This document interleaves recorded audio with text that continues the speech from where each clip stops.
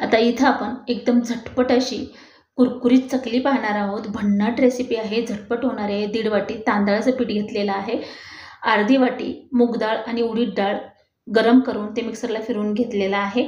आता हे ह्याच्यात टाकून घेऊया। 1 वाटी डाळीचं पीठ घेतले म्हणजेच बेसन पीठ, हेही ह्याच्यात टाकून घ्यायचे। आता हे छान आपल्याला चाळून घ्यायचं आहे, त्यामुळे थोडेसे ओबडधोबड कण असतील किंवा मोठे मोठे असतील तर ते निघल्या जातं। हे चाळून घेतल्यानंतर आपल्याला इथं कढई ठेवून कढईमध्ये फक्त पीठ गरम होईपर्यंत 1-1.5 मिनिट आपल्याला हे पीठ लो फ्लेमवर भाजून घ्यायचं आहे। त्यामुळे कढई अगोदर गरम करून घ्यायचे, जास्त वेळ भाजायचं नाही। इथं झटपट आपण बिना भाजणीची पण भाजणीसारखी लागणारी चकली बनवतोय। आता हे पीठ आपल्याला सतत हलवून घ्यायचं आहे, असंच सोडून द्यायचं नाही। फास्ट गॅस करायचा नाही किंवा मीडियम नाही, एकदम लो फ्लेमवर आपण ही कढई 5 मिनिट गरम करून घेतली होती।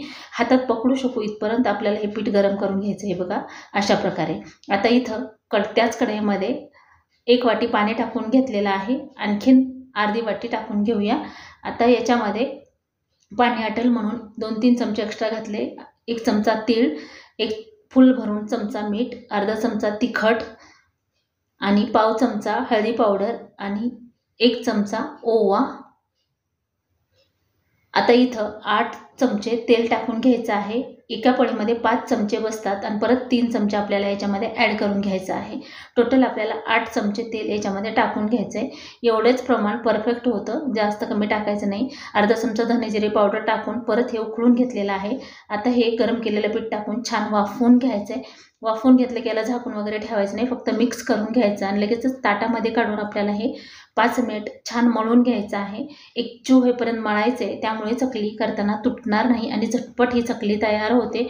अशा प्रकारे केल्यानंतर इतका रिझल्ट छान आहे। बिना फेल्ड रेसिपी आहे, ना भाजणी करायची झंझट, ना दळून आणायची। तर बघू शकता अशा प्रकारे आपल्याला परत इथं 1 ते 1.5 वाटी पाणी लागलेलं आहे हे पीठ मळण्यासाठी। अशा प्रकारे पीठ आपल्याला मळून घ्यायचं आहे, खूप घट्ट नाही खूप पातळ नाही। पातळ झालं तर काटे येत नाहीत आणि चकली व्यवस्थित होत नाही। तर बघू शकता किती जरी उंचावून धरली तरी अजिबात चकली तुटत नाही किंवा तुकडे पडत नाही, इतकी परफेक्ट ही चकली तयार होते, एकदम भुईचक्कर सारखी। अशाच प्रकारे आपण सर्व चकल्या तयार करून घेऊया। तर चकले तयार करून झाल्यानंतर एखादं उलथणं घेऊन तेलामध्ये अलगद सोडून घ्यायची। लो फ्लेमवर आपल्याला चकली तळून घ्यायची आहे, तर एकदम छान अशी ही चकली तयार होते। शेवटपर्यंत मीडियम गॅस करायचा नाही, लो फ्लेमवर तळून घेतल्यामुळे कुरकुरीतपणा छान येतो। हे बघा अशा प्रकारे मोठ्या शेगडीवर लो फ्लेमवर तळून घ्यायचे आहे। थोडेसे बुडबुडे कमी झाले बऱ्यापैकी की 1 सेकंद गॅस मोठा करायचा आणि चकली बाहेर काढायची, म्हणजे एक्स्ट्राचं तेल याच्यातून निघल्या जातात। अशा प्रकारे ही चकली आपली तयार झालेली आहे। आजची रेसिपी कशी वाटली ती कमेंट करून नक्की सांगा। धन्यवाद।